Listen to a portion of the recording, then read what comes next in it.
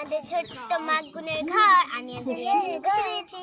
গুড়িয়া কিছু বলো বলো, এই গুড়িয়া বলো বলো বলো।